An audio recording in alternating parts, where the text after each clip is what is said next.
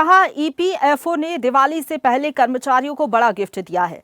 कई अहम फैसले लिए हैं जो कर्मचारियों की आर्थिक आजादी की दिशा में मील का पत्थर साबित हो सकते हैं। सबसे बड़ा बदलाव, अब सदस्य अपने पीएफ खाते से 100% तक निकासी कर सकेंगे। पुराने 13 जटिल नियमों को खत्म कर प्रक्रिया को 3 सरल श्रेणियों में बांट दिया गया है। इतना ही नहीं, ईपीएफओ ने विश्वास योजना और ईपीएफओ 3.0 डिजिटल पहल जैसी नई घोषणाओं के जरिए पारदर्शिता और भरोसे का नया दौर शुरू करने का दावा किया है। तो ग्राफिक्स के जरिए चलिए आपको बताते हैं कि कर्मचारियों को कैसे राहत मिलेगी, कौन से फैसले लिए गए हैं, क्या बदलाव किया गया है। मनसुख मंडाविया ने केंद्रीय न्यासी बोर्ड सीबीटी की बैठक ली। बैठक में कई प्रस्तावों पर मोहर लगी, कई अहम फैसले लिए गए हैं, बदलाव किया गया है। इन फैसलों का मकसद है कि कर्मचारियों को राहत मिल सके। ईपीएफओ प्रक्रिया को सरल बनाना और ईपीएफओ को डिजिटल युग में ले जाना बैठक का उद्देश्य रहा। बदलावों का उद्देश्य रहा, कर्मचारियों की शिकायत थी कि ईपीएफ की निकासी के नियम काफी ज्यादा टफ है। हर स्थिति के लिए अलग प्रावधान, अलग फॉर्म और अलग प्रक्रिया थी।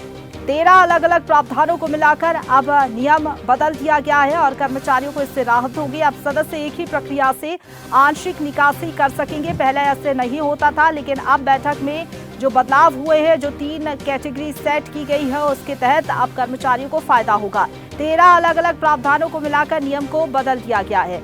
नई व्यवस्था लागू होने पर अब सदस्य एक ही प्रक्रिया से आंशिक निकासी कर सकेंगे। पहले ऐसा नहीं होता था। नई व्यवस्था में निकासी के कारणों को 3 बड़ी श्रेणियों में बांटा गया है, जिनमें जरूरी जरूरतें जैसे कि बीमारी, शिक्षा और विवाह पर पैसा मिलेगा, और आवासीय जरूरतें यानी कि घर खरीदना, निर्माण या फिर मरम्मत पर पैसा निकालना आसान होगा।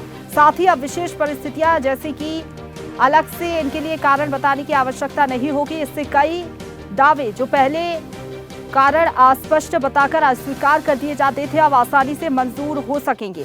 7 करोड़ से ज्यादा मेंबर्स के लिए बड़ा ऐलान करते हुए संगठन ने साफ कर दिया है कि अब वे बिना किसी समस्या के 100% जमा राशि निकाल सकेंगे। हालांकि उन्हें सिर्फ अपने पीएफ अकाउंट से मिनिमम बैलेंस छोड़ना होगा, यानी कि 25% मिनिमम बैलेंस सेट किया गया है। केंद्रीय न्यासी बोर्ड सीबीटी की ओर से निकासी की नई लिमिट को मंजूरी दे दी गई है, यानी अब जो कर्मचारी हैं अपना पैसा वापस लेने में उनको आसानी होगी। पहले ऐसा नहीं होता था, लेकिन अब 100% निकासी कर्मचारी कर सकेंगे, यानी कि जितनी भी राशि उनके बैंक अकाउंट में जमा है उसका कुल 25% उन्हें छोड़ना होगा। बाकी की जो राशि है वो आसानी से निकाल सकेंगे। पहले हर स्थिति के लिए अलग अलग प्रावधान थे, अलग से फॉर्म भरना पड़ता था, लेकिन अब ये जो प्रावधान थे इनमें बदलाव किया गया है और अब सदस्य एक ही प्रक्रिया से आंशिक निकासी कर सकेंगे।